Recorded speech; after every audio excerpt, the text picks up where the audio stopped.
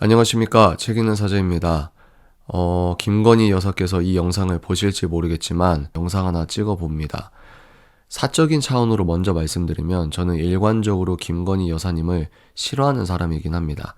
그러나 공적인 차원에서 대한민국을 향한 애국심으로 여사님께 조언 아닌 조언, 아이디어를 드리고자 합니다. 두 가지 말씀드리고 싶은데요. 첫 번째, 김건희 여사님께서 자신의 남편이 또 김건희 여사 본인께서 겪으신 불의한 일들을 기자회견 형식이나 아니면 유튜브 공식 계정을 하나 만드셔서 국민들과 직접 소통을 하셨으면 좋겠습니다. 공직자의 아내가 이렇게까지 해야 되냐? 나는 비호감 아니느냐? 여러 가지 고민이 많으실 텐데 제가 윤 대통령님을 남편이라고 지칭했던 것처럼 사적인 차원에서 느끼시는 이야기들을 국민에게 이야기해 주셨으면 어떨까 싶습니다. 왜냐하면 이미 많은 2030이 깨어났고 또 앞으로 계속해서 깨어날 겁니다. 한국의 미래는 남편분의 희생과 용기로 인하여 매우 고무적으로 희망적으로 바뀌고 있다. 저는 이렇게 생각을 합니다. 그래서 김건희 여사님께서 남편이 어떤 일을 겪었는지, 남편이 어떤 고민을 했는지 이런 것들을 아내 입장에서 말씀을 해주시면 특히 대한민국은 법보다 감정이 앞서는 사람이 많기 때문에 또 현재 반대한민국 세력에 동조하고 있는 모양새인 많은 국민들을 생각할 때 김건희 여사께서 아내로서 남편의 부당함과 현재 힘드신 내용들을 너무 자주면 그렇겠지만 그렇게 영상을 찍어 나가셔서 국민과 직접 소통하는 것이 좋겠다라는 생각이 듭니다. 트럼프가 SNS를 하듯이 매 이슈마다 그것에 대한 영상을 찍는 것은 무리일지라도 처음에 공직자가 저렇게 트위터로 자기 이야기를 적극적으로 하는 것이 옳으냐라고 비아냥댔던 사람들도 현재 시간이 지나고 전 세계 언론과 전 세계 정치인들과 전 세계 오피니언 리더들은 트럼프의 트위터만 바라보고 있는 그런 상황을 생각을 해보십시오. 그리고 윤석열 대통령이 대선 후보였던 시절 극자 세력과 김건희 여사님이 통화했던 내용을 공개를 했을 때 그것은 윤석열을 무너뜨린 게 아니라 오히려 김건희의 팬덤을 만드는 효과, 그들 입장에서는 역효과를 냈던 것을 기억해 보십시오.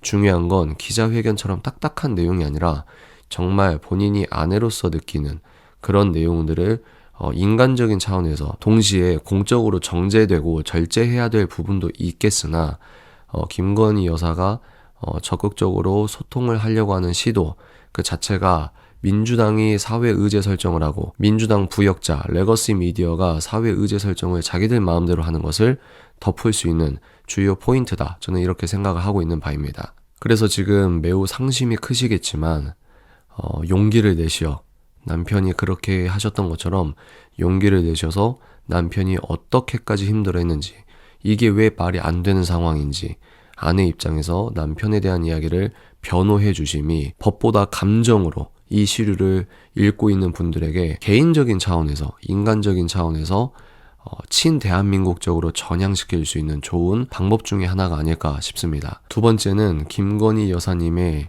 개인적인 처사에 대한 부분입니다. 김건희 여사님이 지금 매우 큰 고통 가운데 있기 때문에 위로받고 싶을 수 있고 또 솔루션을 들어보고 싶을 수 있고 이런 상황에서 샤머니즘적이거나 토테미즘적인 그런 조언이나 그런 처세를 절대로 하면 안 된다라는 말씀을 드립니다. 김건희 여사께서 그런 것에 기울이시면 지금 남편분을 같이 구하려고 하는 기독교 세력이 도울 명분이 없어질 뿐더러 저 개인적인 차원에서는 도저히 납득이 불가한, 좀 더 적극적으로 말씀드리면 여사님이 그런 일을 했기 때문에 나라가 이 지경이 되었다라고 생각하는 입장입니다. 절대로 그렇게 하지 마시고 김건희 여사님 친인척 중에 기독교인들이 또 목사님이 있는 것으로 알고 있으니 교리적으로 완전히 비성경적이고 반성경적인 것은 정리를 하시고 이 기회에 친성경적이고 더 나아가서 예수님을 인격적으로 만나는 그런 귀한 시간이 되길 바랍니다.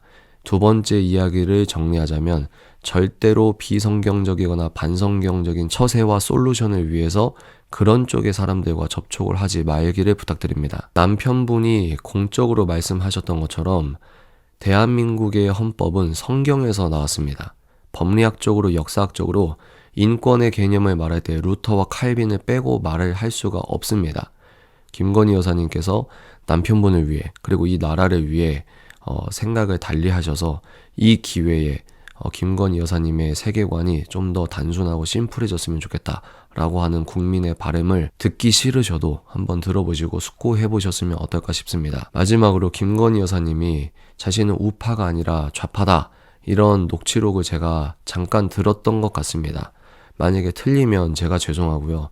만약에 아직도 그런 세계관을 견지하고 계시면은 자신의 무지를 회개하시고 이 좌파가 무엇인지, 좌파는 윤 대통령을 감옥에 넣기 위해 김건희 여사님의 특검을 3년 동안 주장했다라고 볼 수 있지만 윤 대통령만 넣는 것에서 안 끝날 수 있을 가능성이 크다고 생각하는 1인입니다. 그래서 반대한민국 세력의 추악함을 남편분처럼 정확하게 적확하게 인지하시고 이제 우파라고 하는 것이 꼰대들의 모임이 아니라 건강한 상식과 헌법적 가치 위에 서서 대한민국을 애국적으로 지키는 스탠스, 이런 것을 잘 생각해 주셨으면 좋겠습니다. 정리하자면 국민들과 직접 소통하십시오. 저는 그것이 나쁘지 않을 거라 생각을 합니다. 두 번째는 세계관적으로 비성경적이고 반성경적인 것을 정리해 주시길 바랍니다. 더 나아가 기독교에서 성삼위 하나님이라고 하는 유일신께 기도를 하셨으면 좋겠습니다. 세 번째, 좌파 우파에 대한 구분을 이번 기회에 제대로 하시고 친대한민국적으로 완전히 세계관이 정립되시고 정리되시길 부탁드립니다. 그렇게 하실 때 하나님께서 이 대한민국을 친대한민국적으로 저희 표현으로 은혜와 기적을 베풀 가능성이 있지 않을까 싶습니다. 간절한 만큼 기독교에서 말하고 있는 성삼위 하나님께만 기도해 주시길 간곡히 부탁드리는 바입니다. 얼마나 상심이 크시겠습니까? 윤석열 대통령님과 그리고 여사님을 위해서 싸우는 사람은 아니지만 그래도 친대한민국적으로 저도 제 자리에서 최선을 다해서 싸우도록 하겠습니다. 윤 대통령님께서 말씀하신 것처럼 끝까지 싸우겠습니다. 감사합니다.